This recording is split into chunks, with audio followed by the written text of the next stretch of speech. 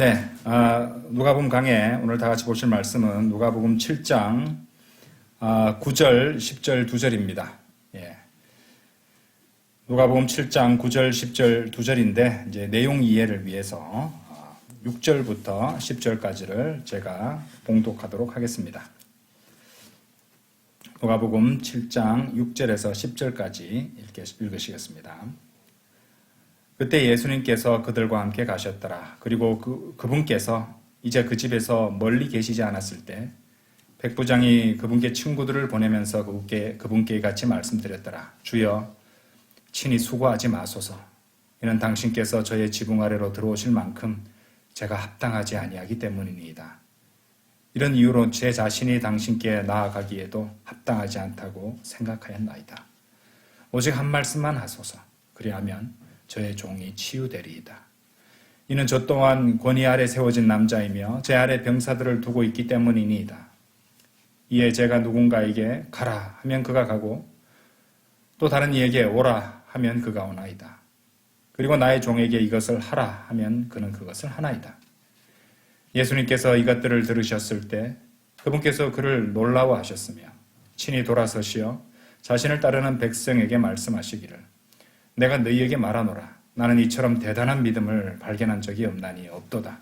이스라엘에는 없도다 하셨느니라. 이후에 보냄을 받은 자들이 그 집으로 되돌아가서 병들었던 그 종이 온전하게 된 것을 발견하였더라. 자, 오늘 드릴 말씀 제목은요. 오직 한 말씀만 하소서. 오직 한 말씀만 하소서. 이런 제목으로 말씀을 선포하겠습니다. 먼저 이제 9절, 오늘 본문 말씀은 이제 9절, 10절인데, 이제 9절, 10절에 있는 어떤 교리적인, 이 진리를 먼저 살펴보도록 하겠습니다. 예. 그리고 이후에는 이제 오늘 6절부터 읽으셨는데, 6절부터 10절까지 담겨 있는 또 귀한 교훈을 한번 성도님들과 나눠보고 싶습니다. 지금 이제 주님께서는 이제 백부장이 주님께 아주 이스라엘에서는 찾아볼 수 없는 그런 귀한 믿음의 사례를 백부장은 주님께 보여드렸는데요. 주님께서는 그것을 놀라워하셨죠. 그래서 그 말씀에 이어서 주님께서 덧붙인 말씀이 있어요. 물론 이제 누가복음 7장에는 나오지 않습니다. 공관 복음인 이 마태복음 8장을 열어보시면요. 이제 그 이어서 하신 말씀이 나와요. 한번 열어볼까요? 마태복음 8장 먼저 10절 보세요.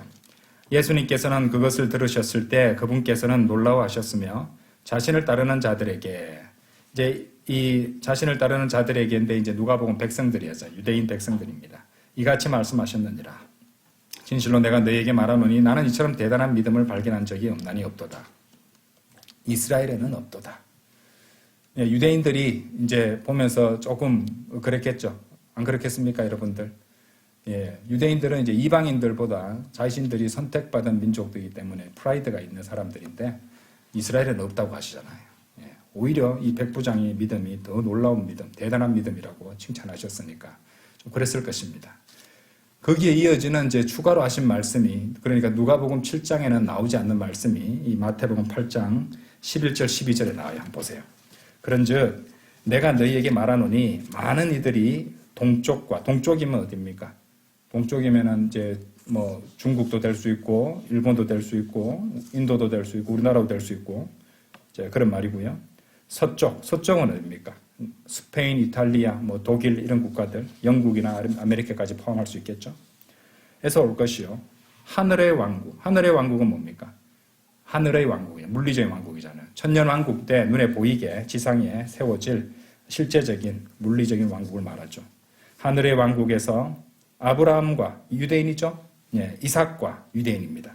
야곱 유대인과 함께 앉을 것이라. 이방인들이 함께 앉을 것이라고. 이제 유대를 통해서 주님께 나아가는 그 이방인들에 대해서 지난주에 우리 공부를 했었습니다. 그런데 한번 보세요. 그러나 왕국의 자녀들이 누굽니까? 유대인들이죠. 바깥 어둠 속으로 내던져지리니 거기에는 울며 가는 일이 있으리라 라고 말씀하십니다. 자, 그래서 이제 이 말이 무슨 말이냐? 왕국의 자녀들, 유대인들 전부 다 그렇게 된다는 말이 아니고요. 앞에 유대인들이 나오잖아요. 이제 여기서 바깥 어둠 속으로 내던져져서 이제 울며 이를 가는 이 사람들은 이제 메시아를 거부함으로써 천년왕국을 놓치고 결국에는 지옥에 가게 되는 이제 개별적인 개개인으로서의 유대인들을 말하고 있는 것입니다. 그러니까 간단합니다. 예수 그리스도를 거부하는 유대인은 예수 그리스도를 거부하는 이방인들처럼 지옥에 가는 겁니다. 그렇죠? 이제 그런 내용이 잘 나오는 게 이제 복음의 원수로서 이렇게 방해하는 그런 내용들이 데살로니가 전서 2장 14절 16절 거기 보면 나와요. 시간 관계상 찾아보지는 않겠습니다. 그래서 이제 항상 오해하지 말라고 말씀을 드렸던 것이 이제 민족적으로는 이스라엘은 완전 버림받은 것이 아니라 장차 회복된다는 말씀을 드렸죠. 하지만 이제 이 은혜 시대의 유대인들 개개인으로 봐서는 예수 그리스도를 거부하면 지옥 가는 겁니다. 그래서 유대인들에 대해서 이제 잘 알아야 되는 것들이 분명히 있습니다. 뭐냐?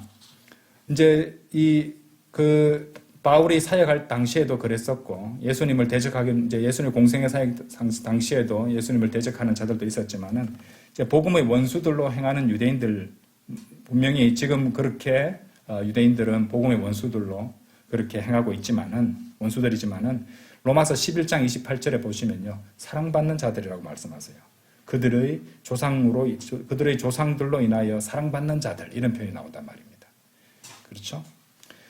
이제 또 우리가 알아야 될 것은 우리 이미 이제 공부를 했던 내용입니다. 시편 122편 6절에서 보셨죠. 예루살렘의 화평을 위하여 기도하라.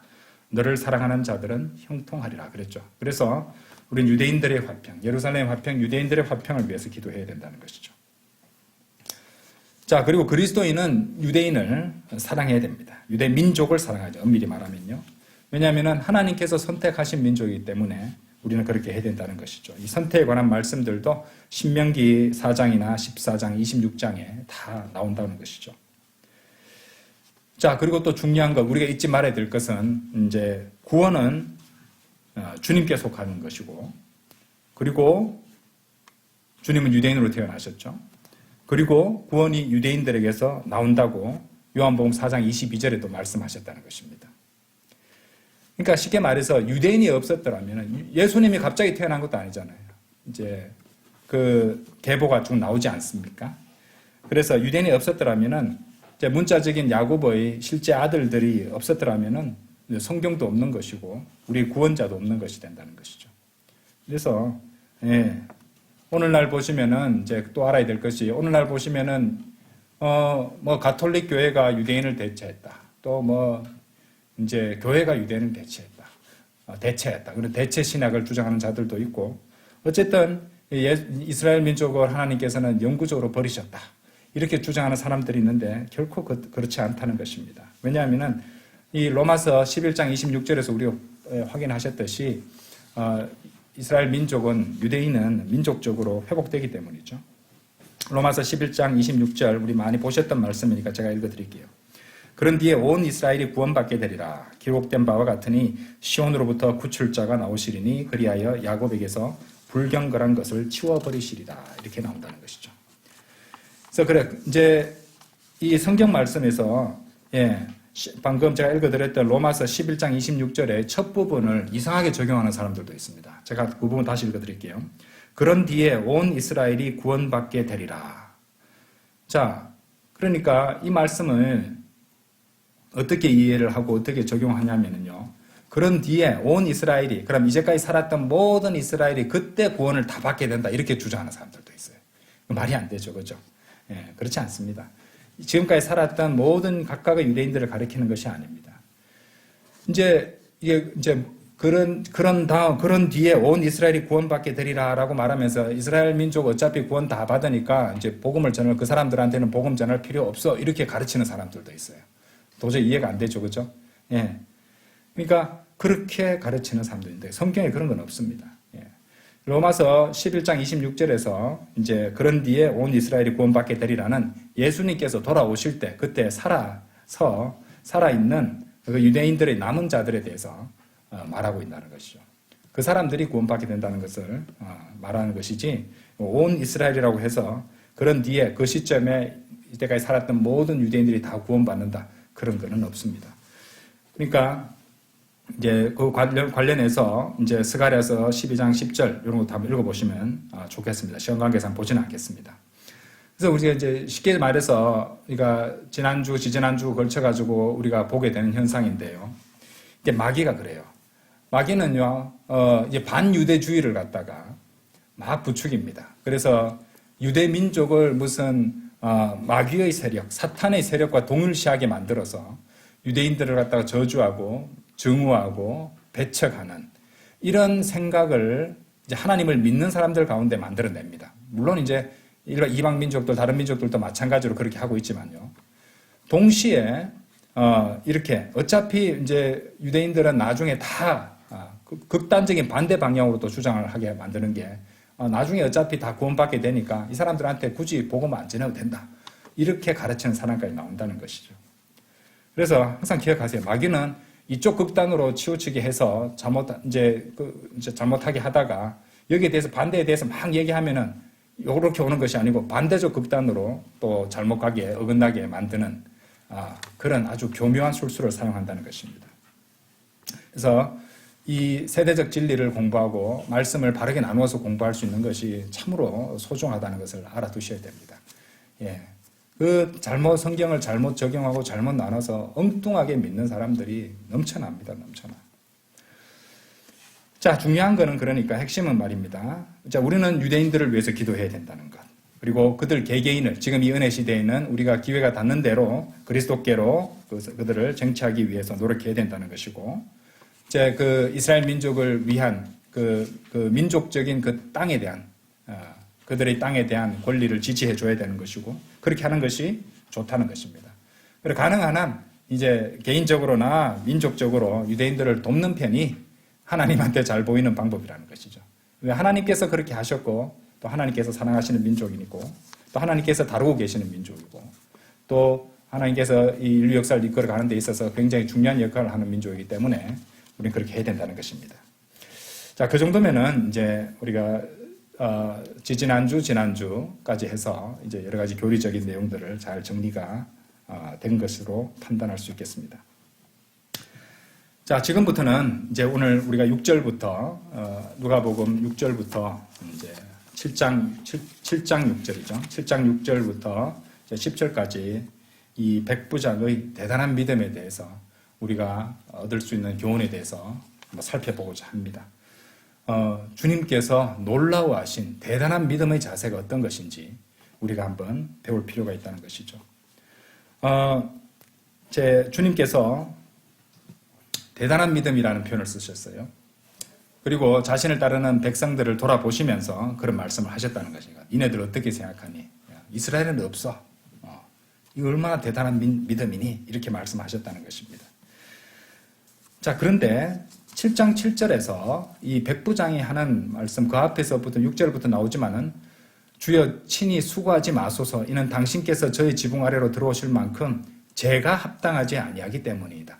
자신이 주님께서 방문하실 만큼, 그 집에 방문하실 만큼 합당한 사람이, 합당한 존재가 아니라고 말씀드린다는 것이죠. 이런 이유로 제 자신이 당신께 나아가기도, 그래서 유대인들을 통해서 주님께 말씀을 전하고 간구한 것도 직접 나오지도 못했습니다. 직접 나오지 않은 것은 귀찮아서 유대인들 시킨 것이 아니라 자신이 감히 주님을 대면하는 그 자격도 안 된다고 판단했다는 겁니다. 그러니까 이것은 대단한 것이죠. 내가 있는 나 자신이 주님께 이렇게 주님이 내가 사는 내 지붕 아래로 들어오실 만큼 내가 합당하지도 않고, 내가 합당하지 않기 때문에 내가 직접 가는 것도 주님께는 폐를 끼치는 것이니까 같은 민족인 유대인들 친구를 통해서 가면은 제 간구를 들어주실 수 있을까? 이렇게 주님께 말씀드리고 있었던 것입니다. 그래서 여기서 우리는 백부장의 이런 태도에서 이 대단한 믿음이라고 칭찬받은 그 믿음의 자세, 그런 본을 발견할 수 있다는 것입니다. 먼저 이 7절에 보시면은 오직 한 말씀만 하소서, 제가 오늘 그 설교 제목으로 잡았죠. 오직 한 말씀만 하소서라고 이렇게 그리하면 저희 종이 치유되리이다. 예, 그냥 립 서비스가 아닙니다. 예. 주님에 대한 절대적인 신뢰와 믿음, 그리고 그분의 권위를 갖다가 인정하는 고백입니다. 고백. 예. 그래서 이런 말씀에 잘 담겨 있다는 것이죠. 예. 자신이 주님 앞에 나아가기에 합당하지 않다. 자, 당시 유대인들의 점령 국가가 로마입니다. 로마의 백부장은 점령군입니다. 그 정도의 영향력이 있어요. 자기 밑에는 로마인들 군인 100명을 거느리고 있다는 말입니다. 그 정도면은 제법 권력도 있고 권위도 있는 사람이에요. 그런데 주님 앞에서는 그렇게 이제 한없이 겸손한 태도를 계속 견지하고 있다는 겁니다. 그렇죠? 오히려 자신이 합당하지 않다. 이렇게 주님께 계속 고백하고 있었던 것이죠. 이 사람은 이제 주님의 신성과 존귀하심, 그리고 주님의 절대적인 권위를 온전히 인식하고 있었어요. 그리고 그것을 인정하고 믿고 있었다는 것입니다. 자, 이것은 분명히 우리가 판단할 수 있다는 것이죠. 자, 그렇게 해서 그렇게 말씀을 드리니까 주님께서는 그것을 놀라워하셨다고 말씀하십니다. 그리고 대단한 믿음이라고 칭찬하셨다는 것이죠. 그러니까 이제 선택받은 민족이라는 어떤 프라이드로 이제 특권 의식에 사로잡혀 있던 유대인들에게 이제 한방 먹이셨죠. 예, 이스라엘에는 없도다, 음란이 없도다. 얘네들은 그런 믿음 없다 이 말이죠. 자, 그러면 이렇게 이 백부장의 대단한 믿음에서 출발해서 주님께서 칭찬하시는, 주님께서 놀라워하시고 주님께서 원하시는 그런 믿음의 자세가 어떤 것인지 하나하나 배워보도록 하겠습니다. 오직 한 말씀만 하소서. 대단한 믿음의 자세. 첫째는 우리 백부장에서 볼 수 있듯이 자신의 본질을 아는 것입니다. 주님 앞에서 자신의 본질을 알고 인정하는 것이에요.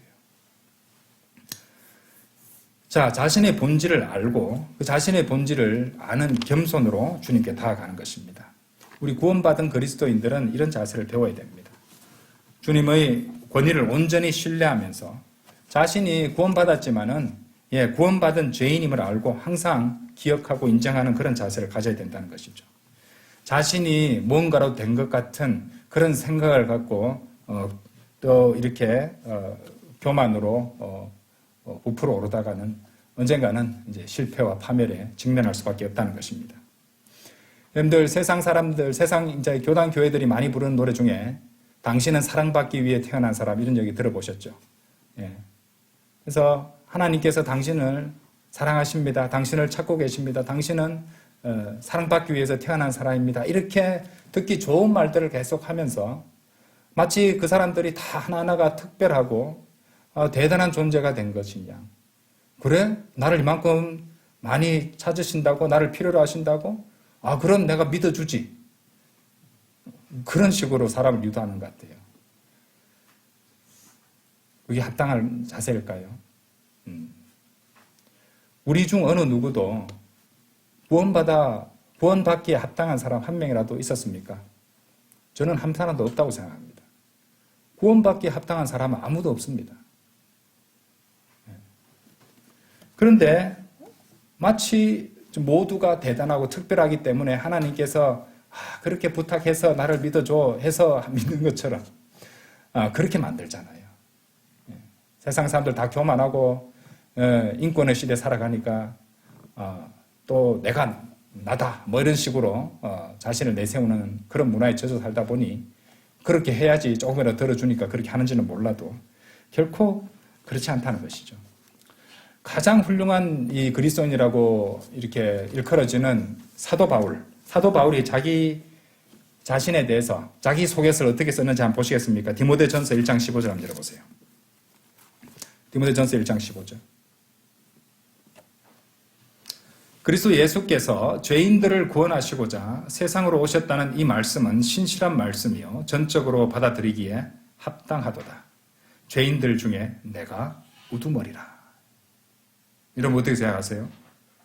가장 위대한 그리스도인이라고 일컬어지는 사도 바울이 스스로 진심으로 하는 말이에요. 죄인들 중에 내가 우두머리라. 사랑하는 영적인 아들 디모데에게 쓰는 첫 번째 서신에서 스스로에 대해서 이렇게 평가하고 있다는 말입니다. 죄인들 중에 내가 우두머리다. 그런데 여기서 저는 백부장의 고백과 연결되는 부분을 찾았어요. 그게 뭔지 아십니까? 합당하도다. 합당이라는 단어예요. 합당. 그리스도 예수께서 죄인들을 구원하시고자 세상으로 오셨다는 이 말씀은 신실한 말씀이요 전적으로 받아들이기에 합당하도다. 예수 그리스도께서 죄인들을 구원하려고 이 세상으로 오셨다는 이 말씀은 받아들이기에, 전적으로 받아들이기에 합당하다는 것입니다.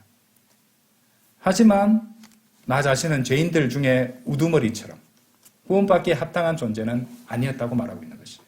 사도 바울은 그렇게 말하고 있었습니다. 그렇죠? 자, 합당한 것은 오직 복음입니다. 예수 그리스도께서 복음을 받아들이는 것은 합당하다고 말씀하십니다. 사도 바울은 왜 죄인들 중에 우두머리라고 고백을 했을까요? 이것은 진심으로 했던 말이지 그냥 겸손의 겸양의 표현이 아니었어요. 왜냐하면 사도 바울은요, 교회를 박해했어요. 그리스도인들을 죽였단 말입니다. 자신의 그런 불명예스러운, 사역을 하는 데 있어서 그게 얼마나 불명예스러운 일인지 아십니까, 여러분들? 조금만 과거 이전에 어떤 그 성도들에게 그리스도의 몸된 교회에게 해를 끼쳤다는 소문이 하나라도 있으면 그 사람이 목회 사역을 할 수 있을 것 같아요. 전부 다 수군거리면서 이전에 이런 데 했던 사람이 그래? 그럼 일단 피해야겠네. 그렇게 안 되겠어요? 사도 바울은 그런 불명예스러운 경험이 있던 사람이에요. 그런 불명예스러운 잊고 싶은 치욕스러운 과거가 있던 사람이었습니다. 그걸 기억했겠죠? 예. 항상 떠올랐을 것입니다. 그 유대인들이 스데반을 죽일 때도 옷을 맡아주고 있었잖아요, 대신. 그게 무슨 말입니까? 스데반의 피해도 자기도 책임도 있었단 말입니다. 이런 것들을 다 생각하고 있었겠죠? 그렇기 때문에 사도 바울은 이제 고린도전서 15장 9절에서 스스로를 사도들 중에 가장 작은 자라고 소개하고 있습니다. 그렇죠?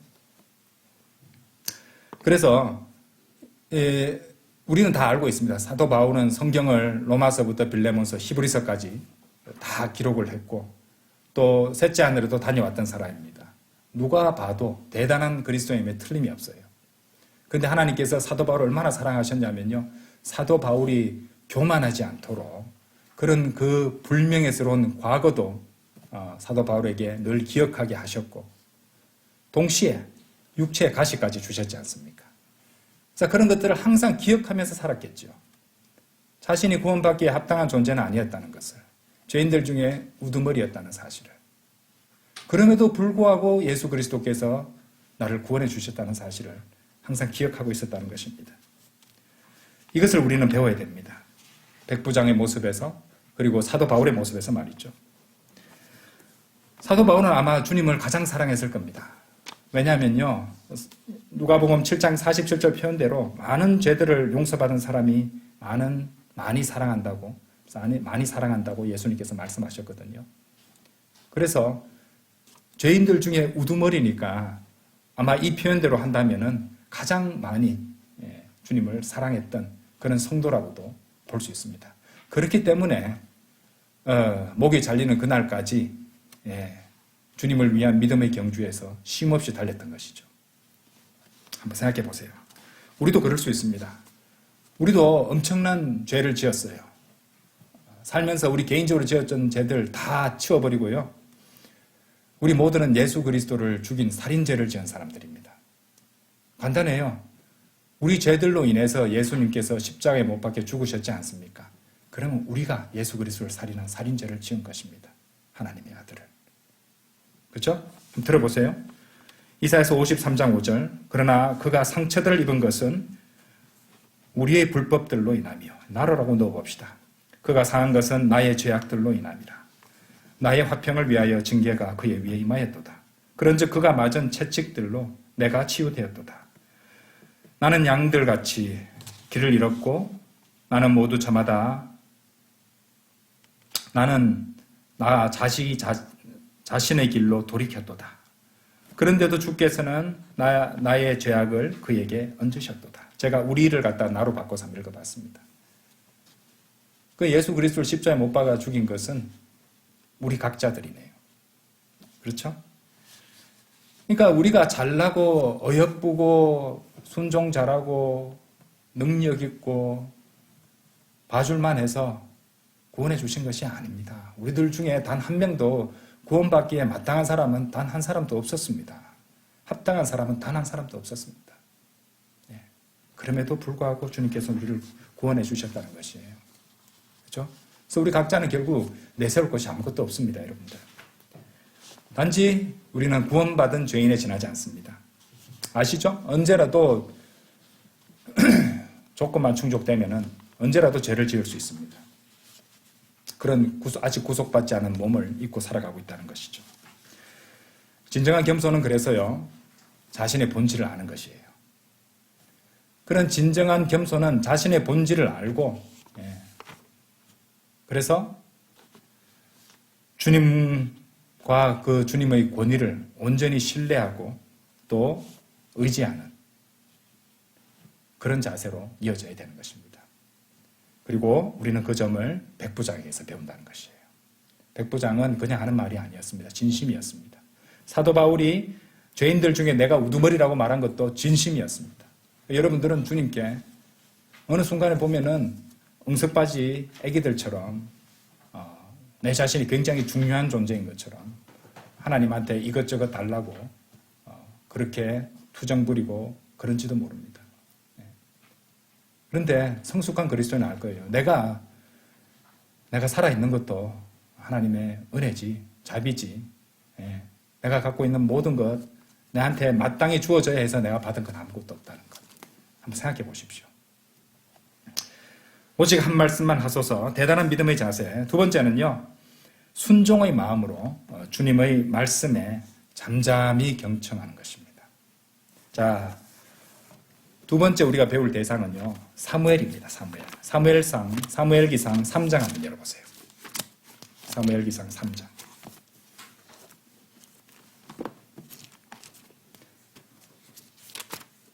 사무엘기상 3장.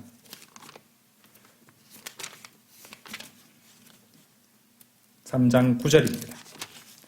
9절에서 10절까지 읽겠습니다.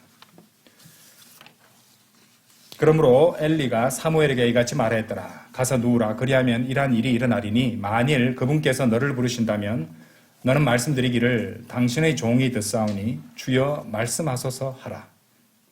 그렇게 하여 사무엘이 가서 자기 처소 안에 누웠더라.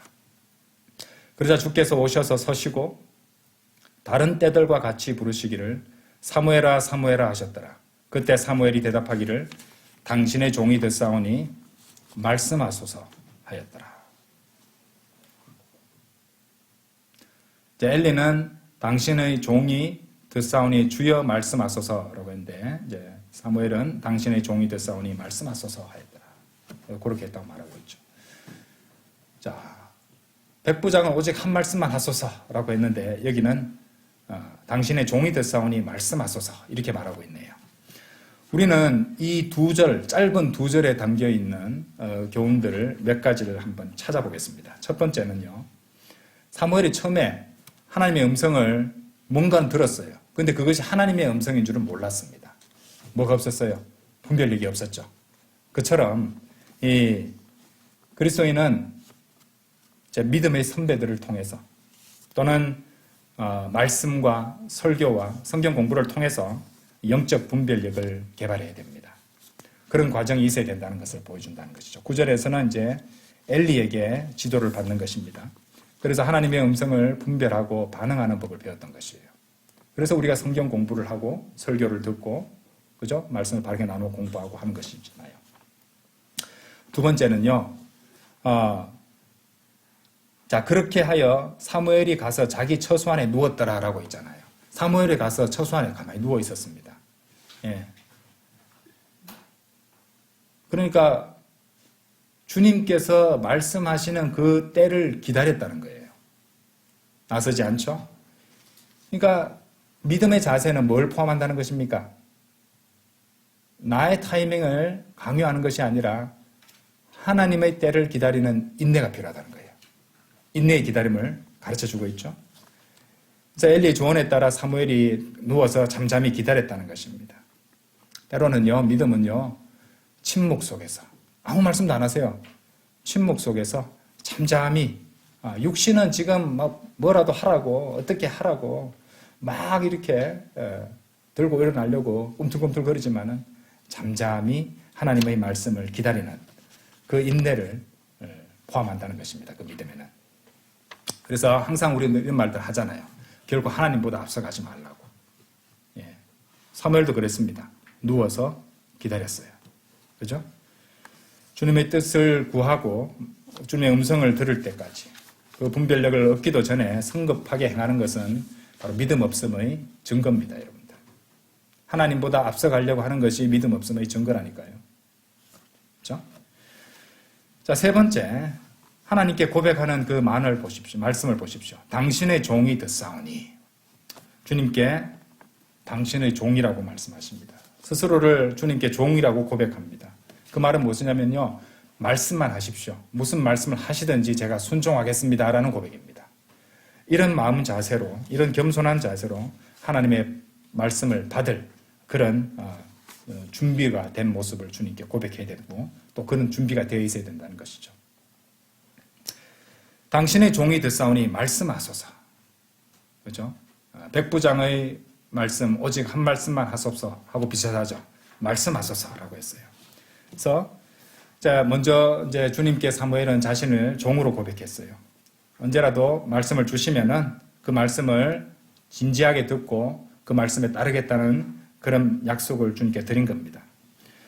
자, 그래서 우리가 여기서도 알 수 있듯이 우리가 주님과의 교제를 나눌 때 단지 일방통행이 아니죠. 여러분들, 우리가 기도와 간구로 감사들을 드리면서 주님께 우리의 요청들이 알려지게 하는 거, 우리 기도를 하잖아요. 그런데 그때는 우리가 요구하는 것들, 바라는 것들을 갖다가 쉴 새 없이 주님께 막 알립니다. 그런데 잠잠히 당신의 종이 듣사오니 주님 말씀하십시오라고 그런 자세로 주님께 다가섰던 적은 언제인지 한번 생각해 보십시오.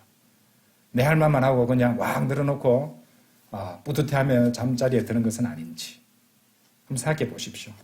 일방통행 아니라고 말씀드렸잖아요. 그만큼 우리는 하나님의 말씀을 읽을 때, 그 읽은 말씀을 묵상할 때, 그리고 이게 중요합니다.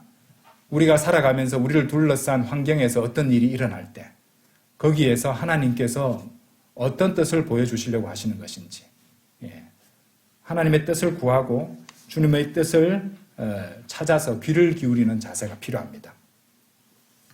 그렇죠? 그것이 경청의 자세예요. 그런 자세가 필요하다는 것입니다.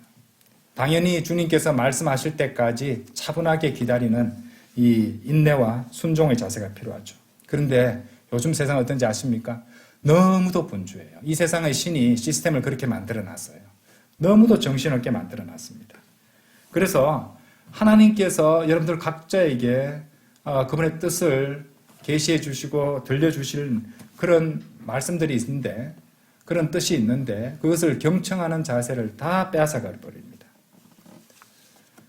사무엘은요, 엘리에게서 이때 주님의 말씀을 경청하는 자세를 배웠습니다. 이렇게 배운 자세를요, 사무엘은 다른 사람에게도 가르치는 그런 대목이 나와요. 한번 열어보세요. 사무엘상 9장으로 가보세요.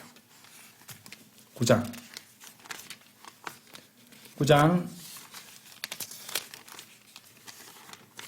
27절.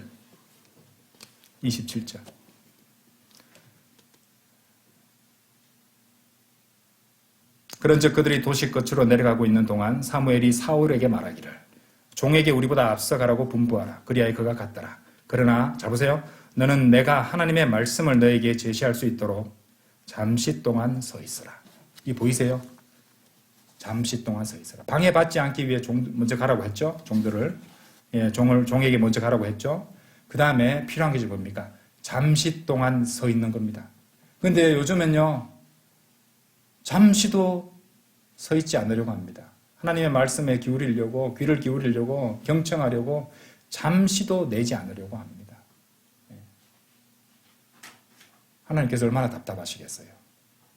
하나님의 말씀으로도 이렇게 많이 기록해 두시고 좋은 설교들도 있고 또 주님께서 상황을 통해서 가르쳐 주시는 것도 있고 마음에 부담을 주시는 것도 있으실 텐데 너무도 바쁘고 너무도 분주하게 살다 보니 하나님께서 가르쳐 주시는 것을 못 듣는 겁니다.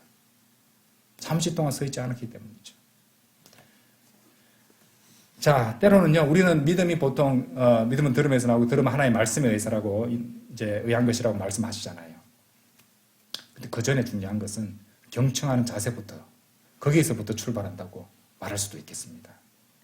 아무리 귀한 말씀이 있어도 안 듣는데 뭐 어떻게 별 수 없잖아요. 그렇죠? 우리는 순종하는 종으로서 잠잠히 경청하는 자세를 지녀야 됩니다. 우리는 그것을 사무엘에게 배워야 됐죠. 배울 수 있다는 것이죠. 오직 한 말씀만 하소서. 대단한 믿음의 자세. 마지막 셋째로 주님의 말씀에 떨며 그분의 뜻에 자신을 온전히 내어드리는 것입니다. 이번에는 사도 바울에게서 배워봅시다. 사도행전 9장으로 가보세요. 사도행전 9장 6절입니다.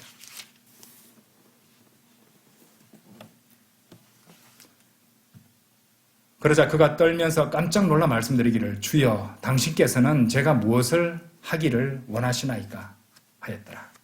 이에 주께서 그에게 말씀하시기를 자 주여 말씀하소서 오직 한 말씀만 하소서 말씀하소서 이런 말은 없습니다. 하지만 사도 바울은 여기서 주여라고 말하면서 이게 이제 구원받는 대목이에요. 사도 바울이 예수님을 주님으로 입으로 시인했잖아요.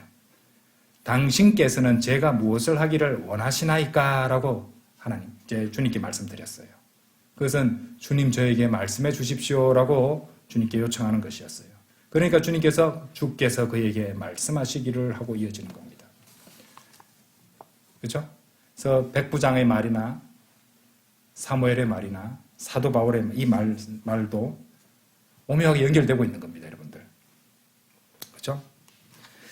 자, 이 바울의 극적인 회심의 순간으로 우리가 보통 배우잖아요. 사도행전 9장 우리가 보셨던 이 6절 말씀. 그런데 이것은 이제 구원받음과 동시에 주 예수 그리스도 우리 주님의 뜻에 자신을 온전히 내어드리는 순종과 믿음의 자세를 보여주는 대목이라고 할 수 있습니다. 근데 우리는 여기서 한번 보세요.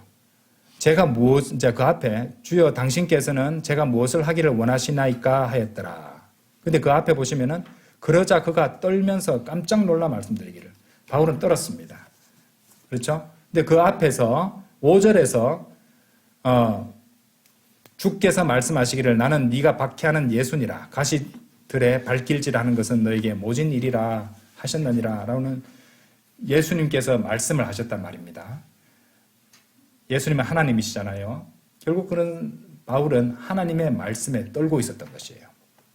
자, 이 주님의 말씀에 떠는 바울의 모습, 이 모습도 우리에게 굉장히 중요한 사실 한 가지를 시사합니다.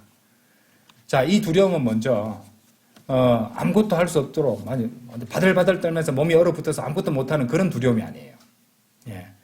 이 두려움은 왜냐하면 바울은요 그 뒤에서 주님의 뜻에 자신을 일치시키면서 무엇을 하기를 원하시니까라는 합당한 주님께 요청을 하고 있기 때문에 우리가 그걸 알 수 있다는 것입니다.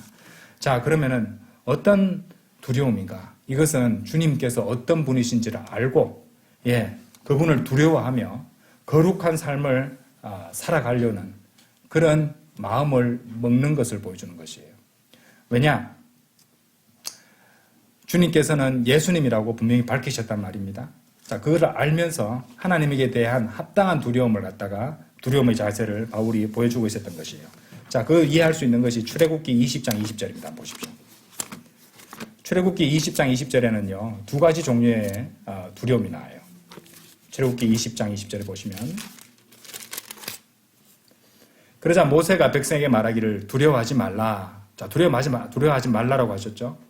이는 하나님께서 너희를 확인해 보려고 오셨기 때문이니 너희 얼굴 앞에 그분을 두려워함이 있게 하리 하며 두려워하지 말라고 그랬는데 여기는 또 두려워함이 있게 하리 함이라고 말하고 있습니다. 그러니까 이 두 가지 두려움은 서로 다른 두려움이라는 걸 알 수 있겠죠. 그렇죠? 앞에 그런 두려움, 아무것도 못하고 벌벌 떨면서 그냥 모든 걸 막 이렇게 다 포기하고 그냥 이불 같은 거 뒤집어 쓰고 있는 벌벌 떠는 두려움이 아니죠. 이 두려움은 어떤 것이냐면은 너희로 하여금 죄를 짓지 않게 하려는 그런 목적을 갖고 있는 두려움이라는 겁니다. 그래서 이제 바울이 보여준 이런 두려움은 주님께서 어떤 분이신지를 이제 알고 그분을 두려워해서 죄를 짓지 않는 것, 거룩한 삶을 살아가는 자신을 입증하는 것을 그것과 관련 있는 두려움이라는 것입니다. 그래서 그리스도인은요. 이제 사도 바울이 보여줬던 그런 모습처럼 예수 그리스도, 우리 주님의 뜻에 온전히 자신을 맞추고 주님께서는 당신께서는 제가 무엇을 하기를 원하십니까? 예, 이런 자세, 이런 믿음을 가져야 된다는 것입니다. 그리고 그렇게 주님께 말씀드릴 때는 우리 그리스도인은 거룩한 삶을 살아가야 되잖아요. 하나님에 대한 두려움이 있어야 된다는 것이죠. 합당한 종류의 두려움을 갖고 있어야 된다는 것입니다. 그런데 여러분들 그런 두려움이 있는 것은 사실 이 두려움이라는 건 인간들이 굉장히 힘들어하는 부분입니다. 예, 공황장애라는 거 있잖아요. 공황장애 두려움입니다. 예, 공황 상태에 빠지고 그건 합당하지 않는 두려움으로 병으로 걸려가지고 고통을 겪는 거잖아요. 근데 우리가 그리스도인으로서 합당하게 가져야 할 두려움은 이런 우리 하나님께서 거룩하신 분이기에 그 하나님을 두려워해서 죄를 짓지 않고 거룩하게 살아가야지. 주님께서 기뻐하신 일을 해야지 하는 그런 두려움입니다. 근데 이런 두려움은 좋은 두려움이에요. 왜냐하면 이런 두려움을 가지면요, 하나님께서 여러분들을 돌봐주십니다. 제 얘기 아닙니다. 이사야 66장 한번 열어보세요. 성경에 약속하셨어요. 이 말씀 주장하시면 돼요. 이사야서 66장 2절 보세요.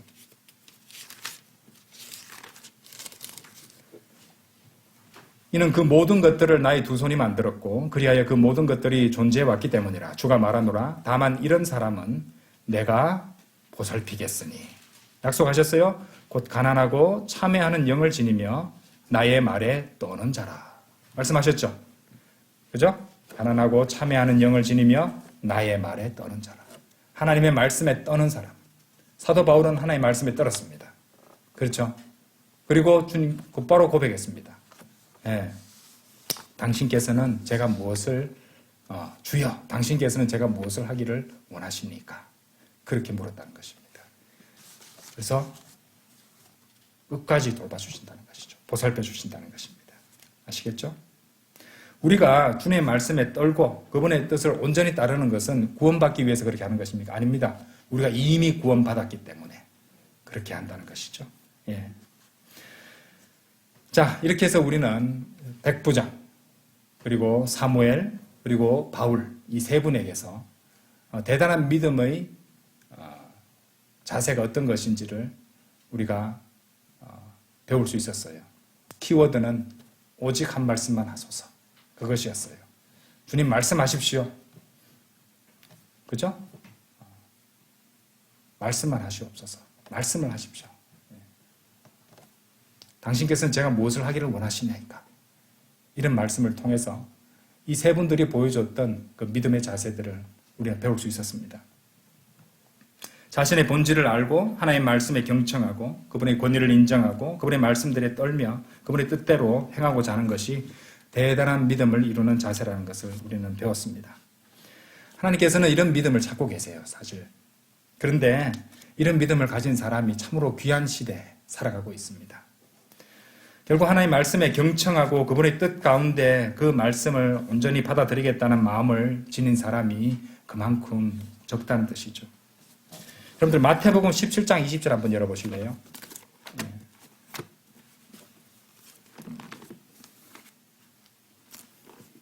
마태복음 17장 20절.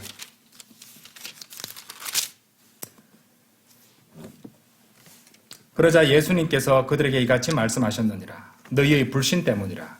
이는 진실로 내가 너희에게 말하노니 만일 너희에게 겨자씨 하나일 만한 믿음이 있다면 너희는 이 산에게 말하기를 여기서 저곳으로 옮겨지라 할 것이며 그것이 옮겨지리라. 그런즉 너희에게 불가능한 것이 아무것도 없으리라. 여러분 이 말씀 많이 들어보셨죠? 겨자씨 하나일 만한 믿음이라는 것. 자, 이 통상적인 해석은요.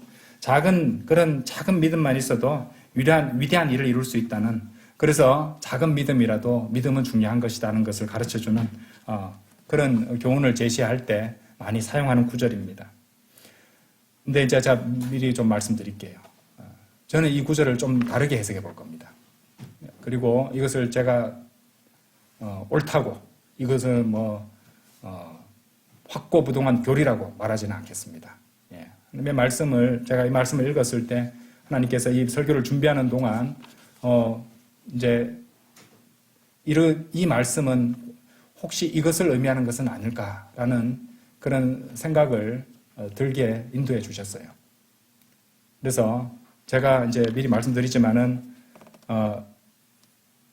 이것이 제가 무조건 옳다, 이게 뭐 무조건 교리다라고 말씀드리지는 않고자 말씀을 드리겠습니다. 어떻게 교훈적으로 한번 받아들이시면 좋겠습니다.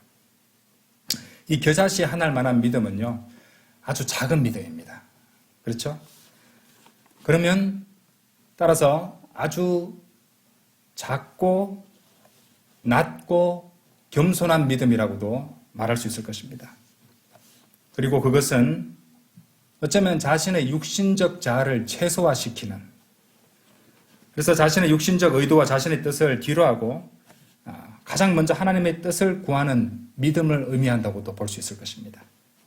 그러니까 자신의 입장에서는 자신의 육신적 자아는 겨자씨 하나만큼 작아지고 그것을 이제 죽어버린 자기 자신이라고 본다면은, 자, 거기서 나오는 믿음이야말로 겨자씨 하나일 만한 그런 믿음으로 연결지어 말할 수도 있지 않을까, 이렇게 생각해 봤습니다. 그래서 겨자씨 하나를 같은 믿음이라는 것은 내 생각과 내 의도와 내 방식은 최소화시키고 주님의 뜻을 먼저 구하고 하나님의 말씀에 따라서 주님께서 기뻐하시는 것을 구하는 그런 믿음, 그런 것이 아닐까 한번 생각해 봅니다. 그래서 결국 하나님께서 뜻하시는 것과 또 하나님의 말씀 그리고 그분의 권능에 가장 우선적으로 의지하고 따르는 그런 믿음이라고도 볼 수 있을 것입니다. 그런 믿음은 작지만 정직한 믿음이고요, 겸손하지만 하나님의 권능을 최대한으로 발휘할 수 있게 해주는, 그야말로 산을 옮길 수 있는 대단한 믿음이 되지 않을까 생각합니다. 여러분 잘 들어보세요. 때때로요, 우리는 하나님을 믿는다 말하거나 또는 하나님의 말씀을 믿는다고 말하면서도 하나님을 믿는다고 말하고 하나님의 말씀을 전적으로 믿는다고 고백하는 우리 자신들을 믿고 있는 건지도 모릅니다. 다시 말씀드릴게요. 하나님과 하나님의 말씀을 믿는다고 고백하면서도 사실은 그런 고백을 하는 자기 자신을 더 의지하고 믿고 있는 것인지도 모릅니다. 그래서 하나님의 말씀의 기준으로 해서 판단하고 분별하기보다는 자기 자신의 기분이나 상황에 따라서 판단하고 또 그것을 가지고 생각하고 하는 그런 일들이 일어난다는 것이죠. 그것은 겨자씨 하나일 만한, 산을 옮길 만한 그런 믿음은 될 수 없다고 생각합니다. 앞에서 보았듯이 대단한 믿음의 자세는 자신의 본질을 알고 하나님의 말씀에 귀를 기울인다는 것, 잠잠히 경청하면서 하나님의 뜻에 자신의 뜻을 맞추는 그런 자세라고 말씀을 드렸습니다. 자, 그렇다면은 그것은 바로 어떤 삶이 될까요? 대단한 믿음이라고 말씀하셨던 그 믿음은 결국에는 제자도의 길을 의미하고 있는 부분과 연결됩니다. 마태복음 16장 열어보세요. 마태복음 16장.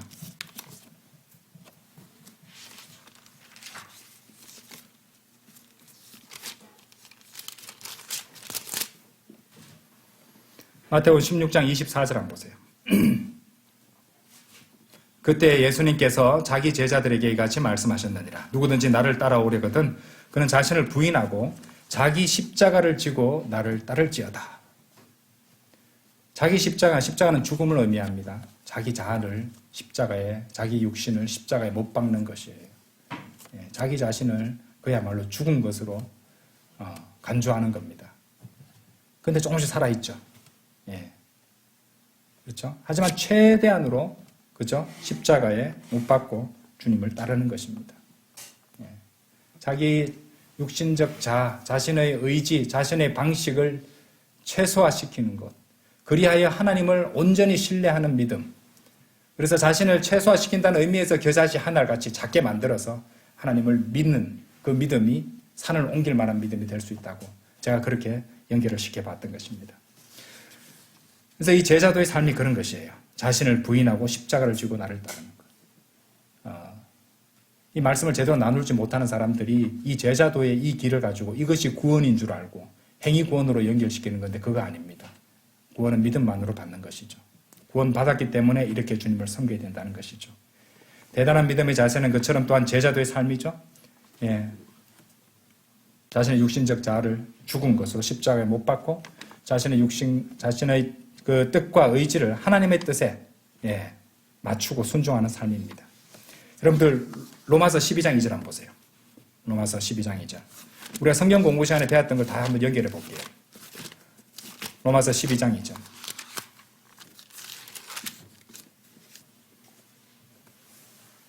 그런즉 이 세상에 동화되지 말고, 너무 동화되기 싫기 때문이죠. 오히려 너희는 너희 자신 생각을 새롭게 함으로 시작은 생각부터 시작해야 됩니다. 변화를 받을지니 너희로 하여금. 그래서 우리 그리스도인의 삶은 영적 전투는 생각의 싸움이 된다고 그랬죠. 생각부터 시작되는 것이에요. 생각을 새롭게 하라고 그랬습니다. 변화를 받아야 됩니다. 안 그러면 금방 물들어요. 잘 보세요. 너희로 하여금 하나님의 선하신 뜻. 선하신 뜻은 어떤 것입니까? 죄를 짓지 않고 선한 일들을 하는 겁니다. 그렇죠? 선한 일도 간단합니다. 죄 짓지 않고, 또 거룩한 삶을 살려고 하고, 또 주님 경배 잘 드리고, 복음도 전하고, 그렇죠? 성도들과 또 서로 세워주는 말들 하고, 또 간증을 지키기 위해서 합당하게 살아가고, 이런 것도 다 선한 일입니다. 선하신 뜻입니다.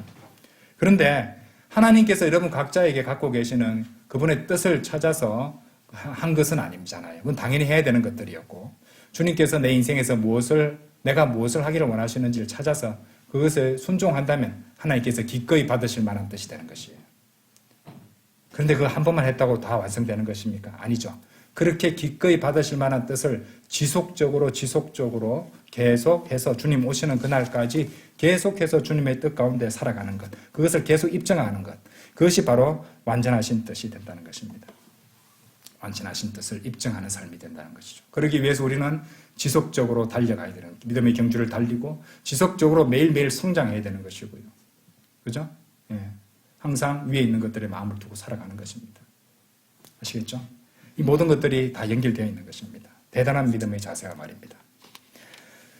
그럼 오늘 배우신 대로 여러분들 앞으로 성경을 펼치실 때, 설교를 들으실 때, 또 성도들과 성경적인 교제를 나누실 때, 또 말씀과 기도로 주님과 교제를 나눌 때 주님께 항상 이렇게 고백하십시오. 오직 한 말씀만 하시옵소서. 당신의 종이 듣나이다.